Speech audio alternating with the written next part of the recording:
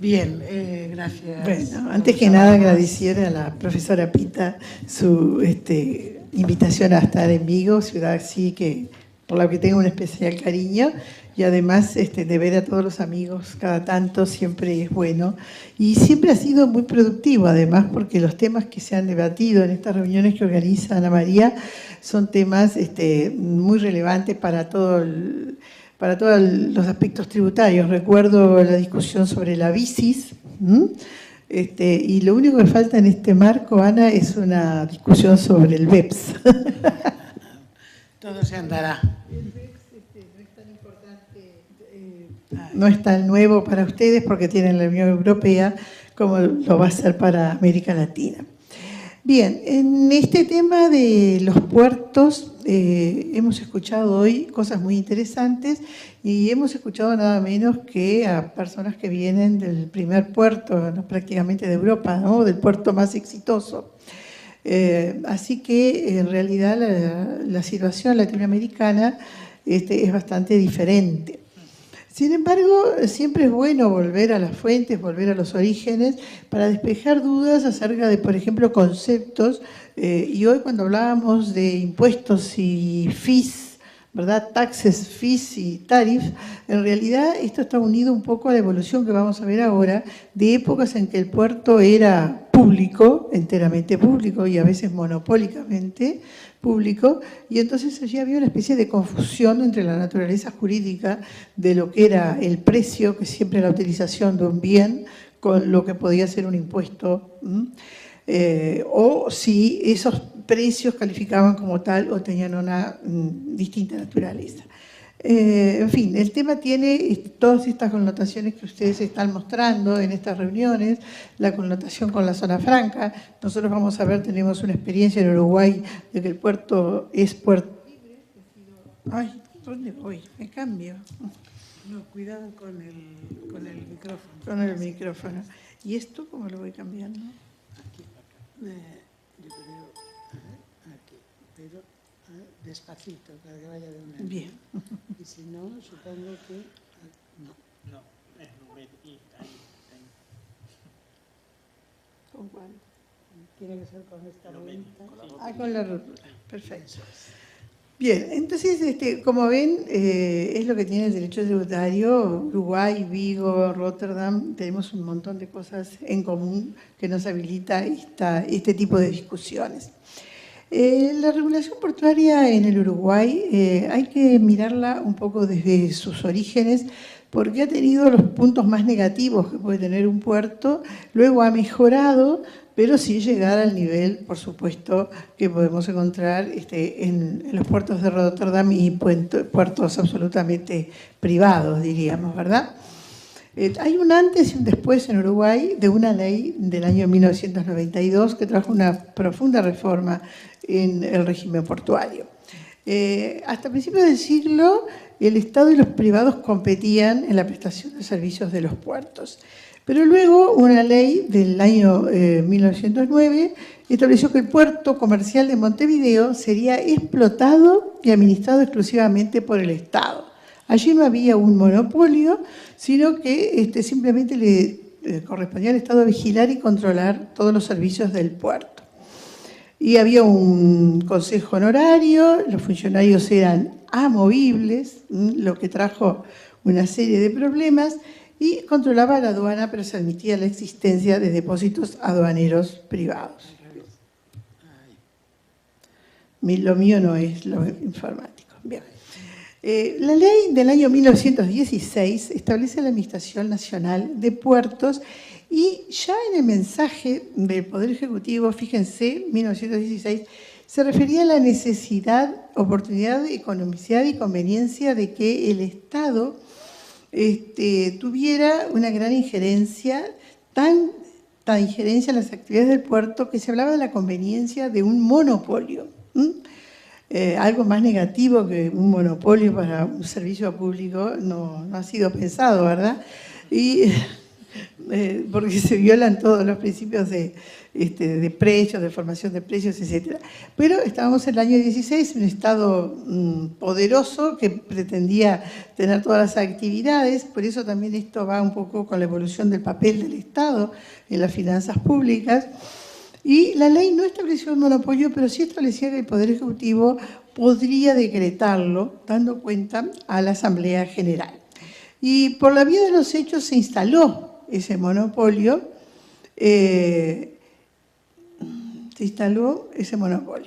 Bien, hasta que a posteriori una ley del año 1925 derogó el monopolio, estableciendo que en realidad quedó un monopolio de hecho, pero que los monopolios debían ser establecidos como todas las normas que limitan los derechos individuales a través de una ley, ¿verdad? Y entonces quedó de cualquier forma rigiendo una situación de monopolio.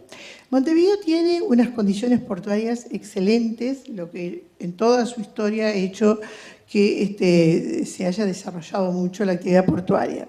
Pero sin embargo su situación, que llevó a esta ley del año 1992, era tremenda porque los funcionarios eran funcionarios públicos, amovibles, no se podían sacar de sus puestos y tenían un dominio total de la actividad portuaria. Quiere decir que todos los servicios portuarios eran prestados por los funcionarios que paraban sus actividades en cualquier momento, y hay una serie de estudios de ratios del movimiento en el año, por ejemplo, 85, comparativo de lo que era el puerto de Montevideo con algunos puertos españoles, que bueno, son solamente a título histórico, son datos de la época, y mostraba que tanto el número de funcionarios era tremendamente amplio, como también la estadía media por buque hacía prácticamente inviable esa actividad, hasta que ese modelo se agotó. Y entre las causas que llevaron a la ley esta del año 1992 se encontraban justamente el monopolio, la baja de rendimiento, la baja de la actividad portuaria. Bien. Entonces, las principales innovaciones de esta ley 16.246 fue que daba la mínima injerencia del Estado en la prestación material de los servicios portuarios, dejando libertad al sector privado para tomarlo en cuenta. Había un régimen de libre concurrencia, pero vamos a ver que las empresas para realizar servicios deben tener un régimen de concesión o permiso o autorización para la realización de los servicios, y este servicio sigue siendo un servicio público, porque así lo establece la propia Constitución de la República. Era una norma liberalizadora de la actividad portuaria, y lo fue y mucho, ¿verdad? Y la Constitución, en el artículo 85, establece el que es competencia de la Asamblea General la habilitación de los puertos. Y luego, en el artículo 186, da el grado de autonomía que puede tener la actividad portuaria. Y especialmente establece que estos no podrán tener una autonomía total, que en mi país equivale a lo que se llaman entes autónomos, sino que solamente podrán operar como servicios descentralizados que tienen una autonomía, pero de cualquier forma están sometidos al Poder Ejecutivo. Y el ministerio competente, por razón de la materia, era el Ministerio de Transporte y Obras Públicas, que fijaba la política nacional del transporte, de las obras públicas, de los puertos, cursos de agua, etc. La Administración Nacional de Puertos, que en su principio fue la Administración Nacional de Puertos de Montevideo, es una persona jurídica estatal situada entre la mayor desconcentración y la menor descentralización. Y vamos a ver que muchas de sus resoluciones deben tener la aprobación del Poder Ejecutivo. Entonces acá ya notamos una diferencia muy importante con lo que hemos visto en Rotterdam, ¿verdad? Vamos a ver que las tarifas, por ejemplo, que en Rotterdam eran fijadas absolutamente por la autoridad y negociadas inclusive, acá las tarifas van a estar fijadas por esta Administración Nacional de Puertos y aprobadas por el Poder Ejecutivo. Así que, evidentemente, que la capacidad de negociación no va a existir y estamos muy lejos del aspecto privado que tiene Rotterdam, ¿verdad? También requiere la aprobación del Poder Ejecutivo la concesión y los permisos para la utilización de bienes, tanto como los permisos para la prestación de servicios y como para la contratación para la prestación de servicios portuarios a terceros. Otro mecanismo que se ha utilizado, vamos a verlo, es, pero a posteriori, en los años más recientes, es que se formen entidades que se llaman de economía mixta entre esta Administración Nacional de Puertos y sociedades anónimas particulares para la prestación de esos servicios. Por lo tanto, los servicios portuarios van a pasar a ser prestados en forma directa o indirecta solamente cuando lo determine el Poder Ejecutivo. Y constituye un objetivo prioritario para el desarrollo del país.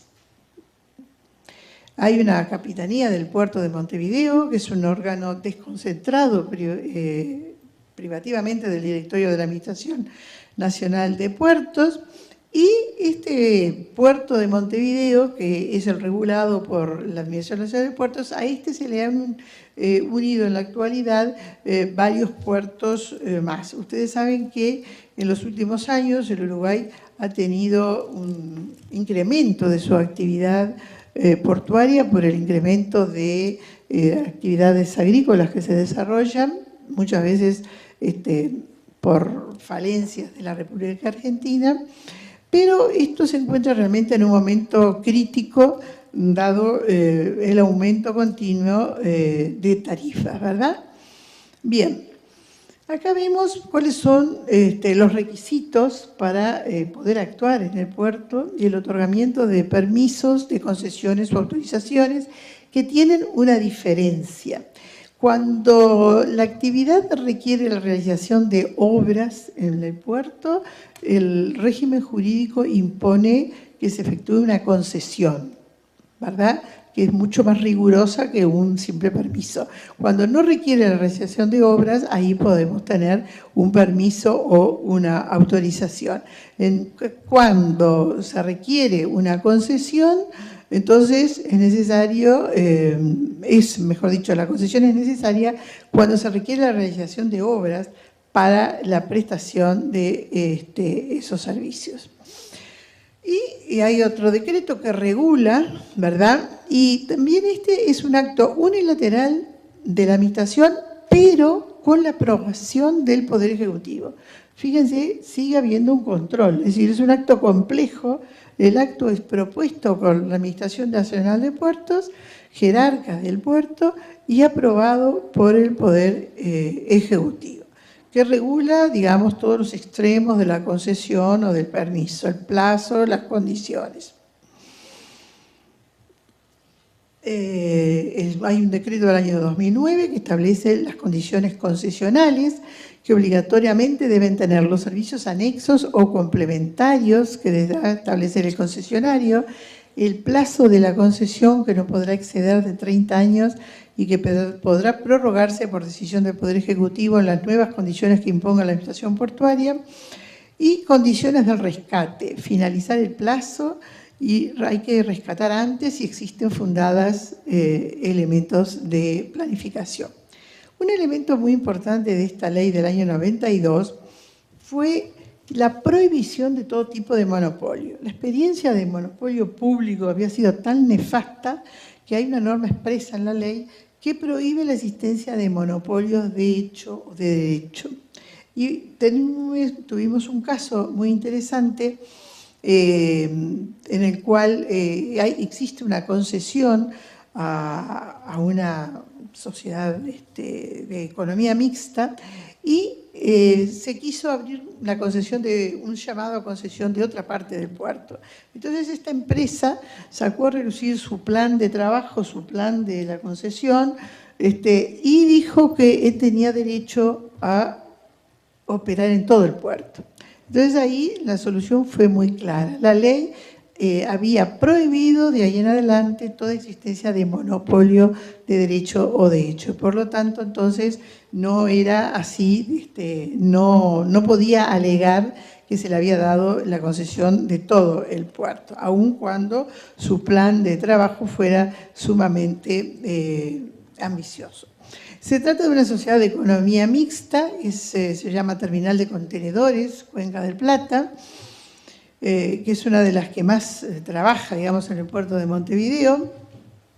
Y fíjense ustedes que la Administración Nacional de Puertos tiene el 20% de la sociedad anónima y el 80% lo tiene una sociedad privada.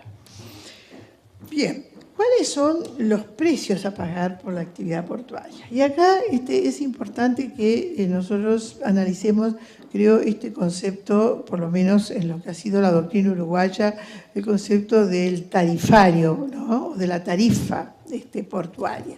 Porque el término tarifa que se usa comúnmente en realidad no tiene un sentido técnico como lo conocemos. Para los abogados tributaristas tenemos los impuestos, que son obligaciones coercitivas, y tenemos los precios. Los impuestos son una especie de los tributos, ¿verdad? Y por otro lado tenemos los precios, que son ingresos voluntarios del Estado, que derivan de un acuerdo de voluntades del Estado y un particular.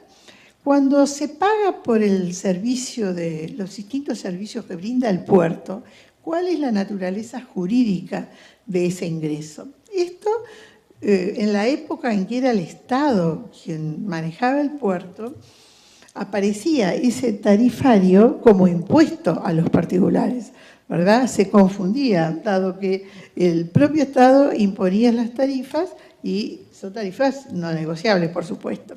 Pero evidentemente si uno analizaba más a fondo esta tarifa portuaria, ¿qué se encontraba? Que allí se daban en muchos casos el elemento de los puertos, de los precios, prácticamente en todos los casos. ¿Cuáles son los elementos de los precios? Un acuerdo de voluntades y que haya un beneficio para quien lo paga. Bien, entonces, cuando se usa el muelle hay un beneficio por el uso del muelle, un beneficio directo. Cuando se descarga la mercadería hay un beneficio directo por la descarga de la mercadería. Entonces, claramente esos casos eran precios. Sin embargo, hay otros casos donde hasta el día de hoy tampoco es clara la naturaleza jurídica. Por ejemplo, cuando se hace el uso del espejo de aguas. El espejo de aguas es una obra que realiza el Estado, es un dragado. Cuando usamos el puerto estamos aprovechando de un dragado. Y eso sería un servicio indirecto, que ya ha brindado, ¿está de acuerdo? Brindado con anterioridad.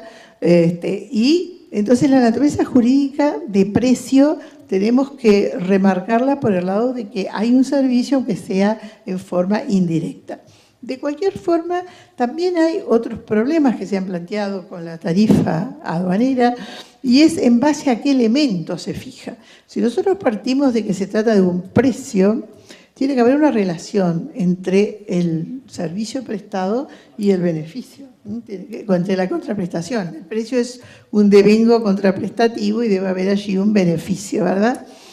En la actualidad teníamos, por ejemplo, en su momento había tarifas que estaban fijadas sobre el valor CIF de la mercadería.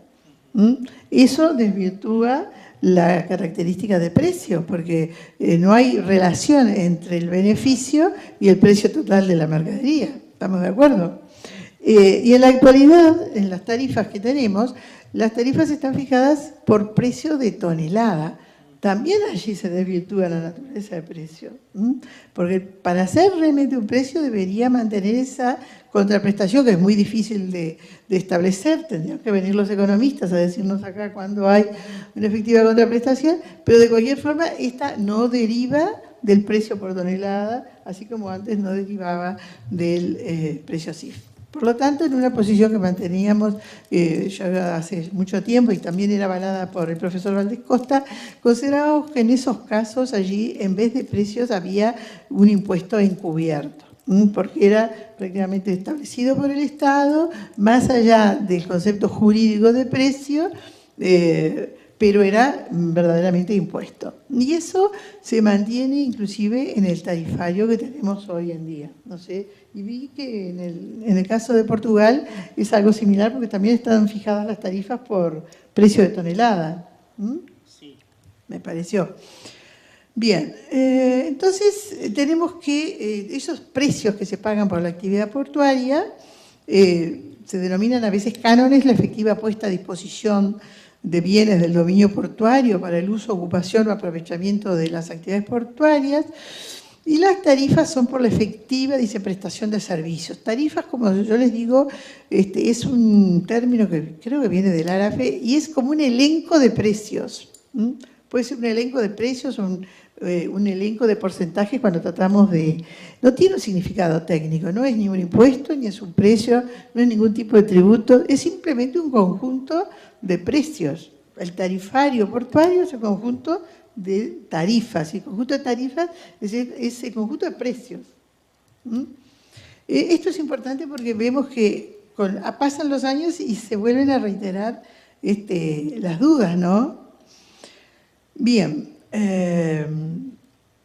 la participación de esta Administración Nacional de Puertos y Sociedades está regulada por una ley especial, porque fíjense, se trata de un ente público, va a participar con capitales privados, y entonces eso fue motivo de una norma especial, la 17.243, que lo habilitó para, con capitales privados, participar en la administración, construcción, conservación, explotación de una terminal de contenedores en el puerto de Montevideo. No puede hacer más que eso. Si mañana se quiere hacer otra norma de economía mixta, que están establecidas, también previstas en la Constitución, habrá que dictar una norma expresa al respecto. Bien. Estas tarifas están fijadas por la ANP, les decía, con la aprobación del Poder Ejecutivo. Y en los últimos tiempos han recibido un aumento. El año pasado, por ejemplo, tuvieron un aumento del 8%, en este momento se está discutiendo un aumento del 15%, y esto, por supuesto, que afecta la competitividad del puerto. Nosotros, el Uruguay, ya les digo, es un centro el puerto es una actividad muy relevante. El año pasado Argentina prohibió que determinadas operaciones de traslado de mercaderías se hicieran en el puerto de Montevideo, así que el puerto de Montevideo perdió una parte importante de su trabajo. En estos momentos se trabaja mucho con mercadería proveniente de Paraguay, pero también el aumento continuo de las tarifas puede llevar a la pérdida de ese mercado. Y hay algunas expresiones que preocupan sobre los nuevos tarifarios porque dicen que sí, que evidentemente la intención es cobrar más a quien puede pagar más dentro de una tarifa que, como les decimos, son precios y tiene que tener relación no con la capacidad contributiva, sino con el servicio prestado, ¿verdad? Y esto queda de relieve porque dentro del tarifario tenemos que ver que el mismo tipo de operación práctica tiene una tarifa distinta si es para la exportación, para la importación o para la admisión temporaria, que es otra operación portuaria. Entonces varía muchísimo en una evidente desigualdad que no tiene, que lo aleja esto de la naturaleza jurídica del precio. Entonces, y que toma en cuenta la operación. Una pregunta que hacía Carmen hoy, si la autoridad podía distinguir entre las operaciones. En este caso, los distingue la propia tarifa aprobada por el Poder Ejecutivo. ¿Sí? Porque si una mercadería ingresa en admisión temporaria, que ustedes recordarán que es una operación suspensiva de impuestos, cuando la mercadería entra sin impuestos aduaneros para ser reexportada, ese es el concepto técnico de la admisión temporaria, puede ser la misma operación para quien presta el servicio que cuando entra en importación. Lo único que en un caso será reexportada, en el otro no. Entonces, hay una diferencia enorme entre el tarifario para esa actividad, cosa que no se corresponde con esta naturaleza de precios a la que nos referimos. Por eso, digamos que la tarifa portuaria sigue siendo utilizada un tanto incorrectamente, ¿verdad? Bien. Y acá están un poco las, digamos, las distintas tarifas, no tan bien esquematizadas como nuestro colega de Portugal, pero ahí están las tarifas, uso muelle, uso puerto, etcétera, las distintas tipos de tarifas que tenemos. Bien, vamos a ver entonces ahora otro elemento muy importante y que se relaciona con lo que han expuesto los colegas, que es el puerto libre. En esta ley 16.246, y con el afán de incentivar el uso del puerto, se incorporó una norma que estableció que el puerto de Montevideo, el recinto aduanero portuario, sería un puerto libre. Y acá vamos a referirnos un poquito a los regímenes suspensivos de derechos. Desde el punto de vista aduanero, lo que hoy se conoce como regímenes aduaneros económicos, ¿verdad? En un momento eran regímenes suspensivos de derechos aduaneros, significan que no se cobran estos derechos aduaneros y se distingue cuando no se cobran porque la mercadería ingresa por determinado lugar, que es lo que se llama regímenes suspensivos territoriales. Tenemos los puertos libres, las zonas francas, o pueden ser también los depósitos. Si tenemos varios tipos, puertos, depósitos o zonas, van increyendo en relación con la actividad que se puede realizar en dichos exclaves. Pero todos esos tienen la característica que constituyen un exclave aduanero. Exclave aduanero que está caracterizado primero por la exoneración de tributos aduaneros. Puede estar caracterizado, como la zona franca de nuestro país, por la exoneración también de impuestos, de todo tipo de impuestos. Nosotros todavía tenemos zonas francas con exoneración de todo tipo de impuestos. Puede ser un puerto libre, también puede ser un depósito franco, donde la mercadería queda estacionada. La diferencia es el tipo de actividad que se puede realizar en cada uno de estos, que depende en definitiva de la ley que los cree. La doctrina dice que los puertos libres generalmente son los que simplemente ingresan a la mercadería, las zonas pueden tener distintos regímenes. Las zonas francas uruguayas, por ejemplo, pueden realizar actividad industrial, comercial y de servicios, fíjense ustedes qué amplio, con una exoneración total de tributos. Y en este puerto libre está definido en la ley cuál es la característica, ¿verdad? Dice, la circulación de mercadería en el puerto de Montevideo y en aquellos otros puertos y terminales portuarios de la República será libre. ¿Qué quiere decir eso de libre? Y a continuación lo expresa. No se exigirán autorizaciones ni trámites formales, salvo aquellos que, siendo estrictamente necesarios para el conocimiento de la administración portuaria, se establezcan por esta en relación con las competencias que se le atribuyen en la ley, su reglamentación y normativa complementaria. Pero esto no termina acá. La circulación es libre, pero ¿qué actividades se pueden realizar?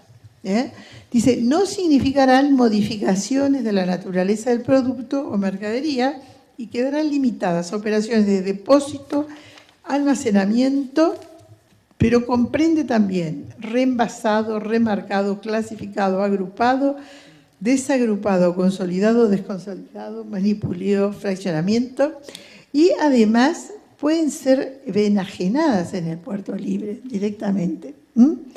Esto produjo un incremento muy importante en la actividad del puerto de Montevideo, ¿verdad? Y entonces, desde el punto de vista tributario, ¿qué consecuencias tenemos allí?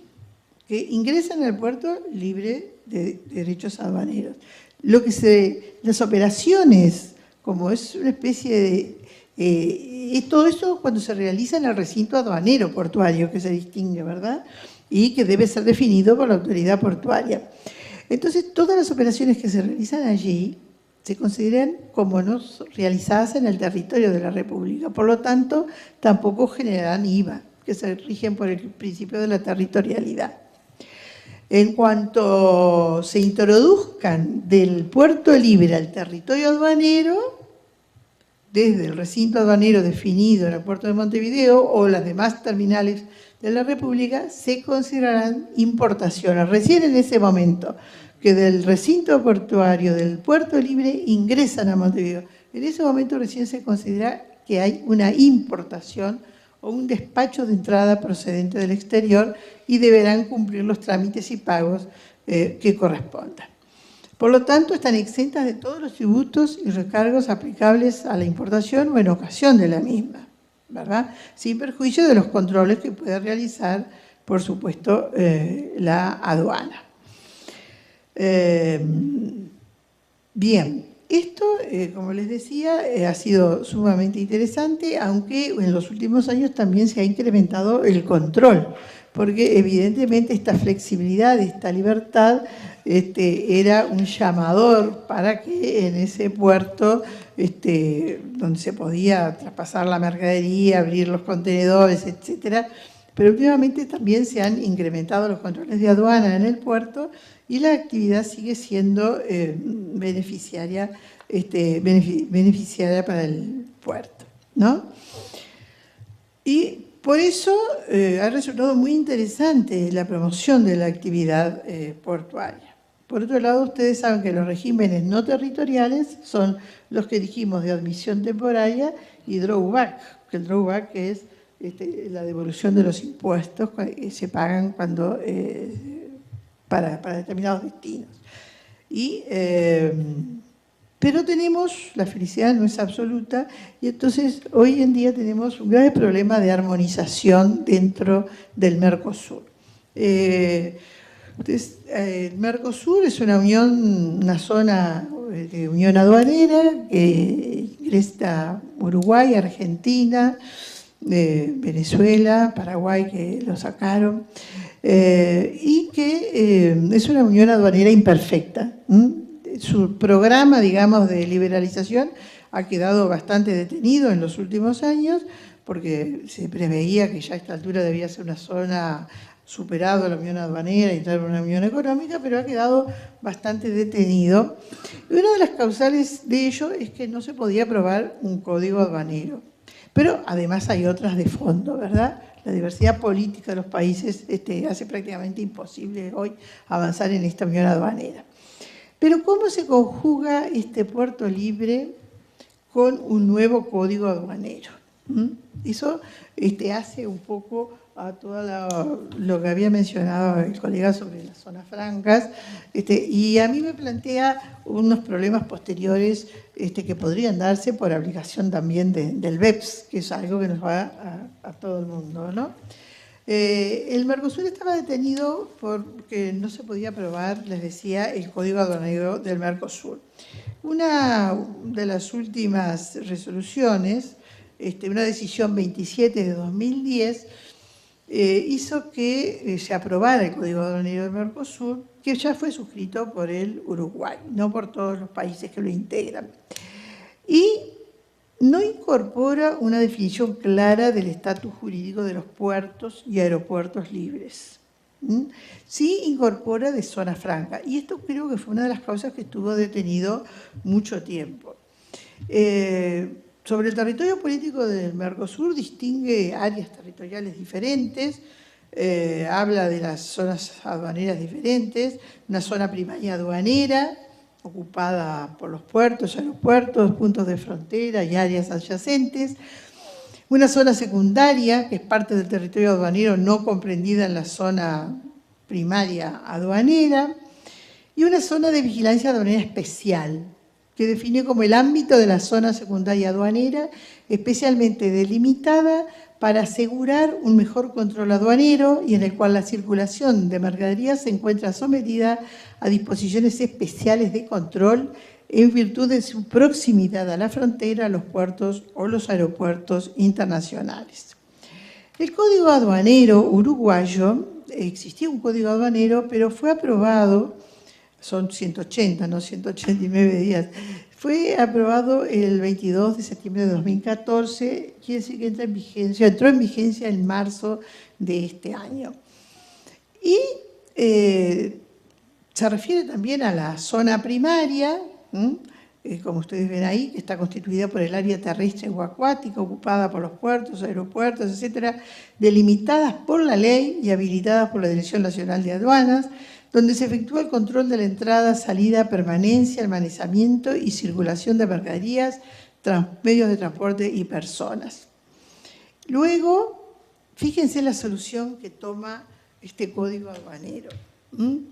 Dice, los puertos y aeropuertos en los que a la fecha de entrada en vigencia del presente código se aplican los regímenes previstos en la ley 16.246, es este régimen de puerto libre, se considerarán zonas primarias aduaneras y se les continuará aplicando lo establecido por dichas disposiciones sin perjuicio de lo previsto en este código en referencia a dichos puertos y aeropuertos. Quiere decir que el código aduanero nuevo, aprobado luego del código aduanero del Mercosur, sigue manteniendo por vocación unilateral el régimen de esos puertos libres que no son definidos por el código del Mercosur. Lo que, a mi juicio, provocará problemas de implementación en el futuro. Yo recuerdo haber asistido a muchas reuniones de la Comisión de Puertos que estudiaba este tema, y cuando se llegaba al tema de Puerto Libre, nadie podía hablar, porque en ningún país quería revelar su situación o la situación de su puerto, ¿verdad? Finalmente, el Código Aduanero del Mercosur no se pronuncia, el Código Aduanero uruguayo mantiene la posición del puerto libre y creemos que esto no es la última palabra, sino que empezarán a plantearse ahora los problemas, ¿verdad?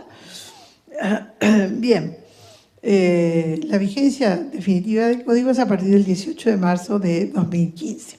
Por lo tanto, por otro lado, los países como Argentina han adoptado las normas del Código Aduanero del Mercosur y no tienen un régimen de puerto libre en sus puertos. Ahora, fíjense ustedes, este régimen de puerto libre es un incentivo que da el gobierno uruguayo a los puertos. Estamos en una zona de integración, unión aduanera, debemos unificar. Para proseguir en el camino de la integración, lo primero a unificar son las normas aduaneras. Acá Uruguay trata de mantener su incentivo con esta medida, pero evidentemente será difícil avanzar por la unificación que requiere la unión aduanera perfecta. Por otro lado, vamos a traer a colación la nueva estrella del derecho tributario, que es el BEPS. El BEPS tiene una norma, una referencia expresa a los incentivos que otorgan los países, ¿verdad? Exigiendo que esos incentivos no produzcan desigualdades entre los países y demás. Yo pienso de que un régimen así, inclusive todo el tema de las zonas francas, está siendo... considero que a la luz de esta norma, revisado un poco en Uruguay. Nosotros, les decía, tenemos un régimen de zonas francas sumamente amplio, que puede ser para cualquier actividad, inclusive servicios, y con una exoneración total de tributos. Y en los últimos años se les está exigiendo lo que ya exige el BEPS, que haya una actividad sustantiva dentro de la zona. Pero... eso se exige para todas las normas de incentivos. Pero mi preocupación es que este puerto libre, que ha tratado de ser protegido Uruguay dentro del ámbito regional, reciba algún tipo de masazo de este proyecto BEPS que termine definitivamente con lo que ha sido muy importante para el desarrollo del puerto. Por tanto, entonces, y concluyendo, desde el punto de vista económico y financiero, los puertos presentan distintas formas de financiamiento. Evidentemente que cuando ya salimos del ámbito público, es un modelo atrasado, nosotros tenemos un ámbito público, pero simplemente de administración portuaria. En realidad, todo lo demás debe ser realizado por los privados, la prestación efectiva de los servicios y demás. Y entonces tenemos como ingresos los que provienen de las concesiones. Las grandes obras portuarias pasan a ser realizadas por los privados, todos estos que reciben concesiones del Estado son los que traen las grandes grúas o los grandes desarrollos privados.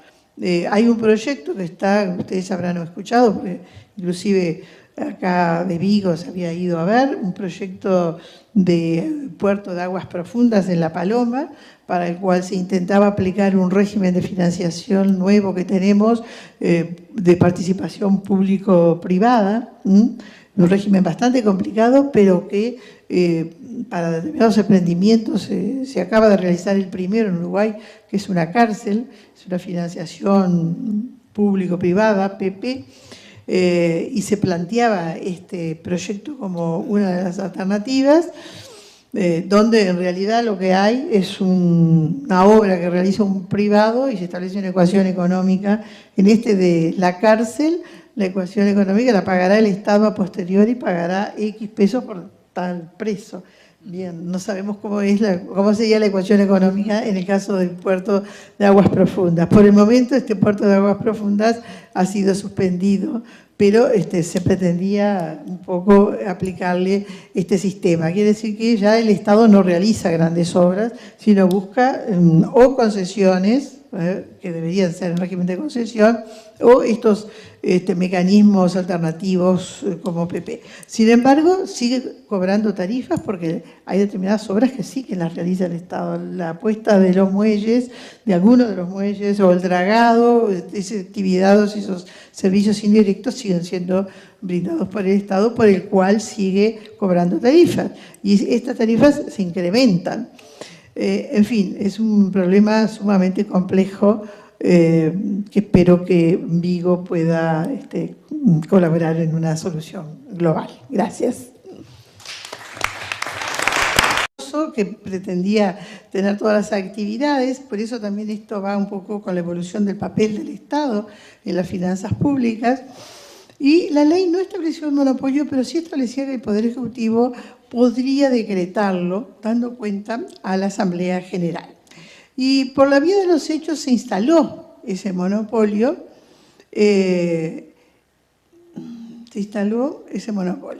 Bien, hasta que a posteriori una ley del año 1925 derogó el monopolio, estableciendo que en realidad quedó un monopolio de hecho, pero que los monopolios debían ser establecidos, como todas las normas que limitan los derechos individuales, a través de una ley, ¿verdad? Y entonces quedó de cualquier forma rigiendo una situación de monopolio.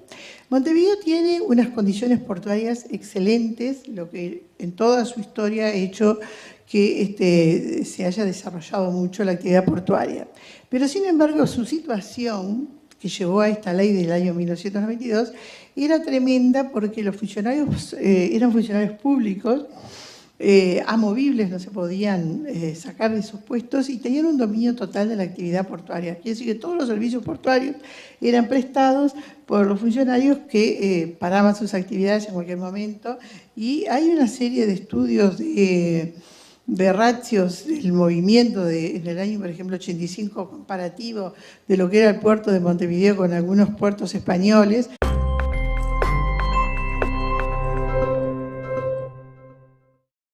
Bien, gracias. Bueno, antes que nada agradecer a la profesora Pita su invitación a estar en Vigo, ciudad así que por la que tengo un especial cariño, y además de ver a todos los amigos cada tanto siempre es bueno, y siempre ha sido muy productivo además, porque los temas que se han debatido en estas reuniones que organiza Ana María son temas muy relevantes para todos los aspectos tributarios. Recuerdo la discusión sobre la BICIS, y lo único que falta en este marco, Ana, es una discusión sobre el BEPS.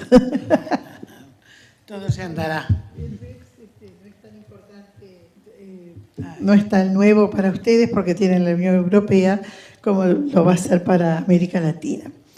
Bien, en este tema de los puertos hemos escuchado hoy cosas muy interesantes, y hemos escuchado nada menos que a personas que vienen del primer puerto, ¿no?, prácticamente de Europa, ¿no?, del puerto más exitoso. Así que en realidad la situación latinoamericana es bastante diferente. Sin embargo, siempre es bueno volver a las fuentes, volver a los orígenes, para despejar dudas acerca de, por ejemplo, conceptos. Y hoy cuando hablábamos de impuestos y fees, ¿verdad? Taxes, fees y tariffs, en realidad esto está unido un poco a la evolución que vamos a ver ahora, de épocas en que el puerto era público, enteramente público y a veces monopólicamente público, y entonces allí había una especie de confusión entre la naturaleza jurídica de lo que era el precio, que siempre era la utilización de un bien, con lo que podía ser un impuesto, o si esos precios calificaban como tal o tenían una distinta naturaleza. En fin, el tema tiene todas estas connotaciones que ustedes están mostrando en estas reuniones, la connotación con la zona franca. Nosotros vamos a ver, tenemos una experiencia en Uruguay de que el puerto es puerto libre. Ay, ¿dónde voy? Me cambio. No, cuidado con el micrófono. Con el micrófono. ¿Y esto cómo lo voy cambiando? Aquí, yo creo, aquí, pero despacito, para que vaya de una. Bien. Y si no, supongo que no. No, es número I, ahí. ¿Con cuál? Tiene que ser con esta vuelta. Ah, con la rótula. Perfecto. Bien, entonces, como ven, es lo que tiene el derecho tributario. Uruguay, Vigo, Rotterdam, tenemos un montón de cosas en común que nos habilita este tipo de discusiones. La regulación portuaria en el Uruguay hay que mirarla un poco desde sus orígenes, porque ha tenido los puntos más negativos que puede tener un puerto, luego ha mejorado, pero sin llegar al nivel, por supuesto, que podemos encontrar en los puertos de Rotterdam y puertos absolutamente privados, diríamos, ¿verdad? Hay que, bueno, son solamente a título histórico, son datos de la época, y mostraba que tanto el número de funcionarios era tremendamente amplio, como también la estadía media por buque hacía prácticamente inviable esa actividad, hasta que ese modelo se agotó. Y entre las causas que llevaron a la ley esta del año 1992 se encontraban justamente el monopolio, la baja de rendimiento, la baja de la actividad portuaria. Bien.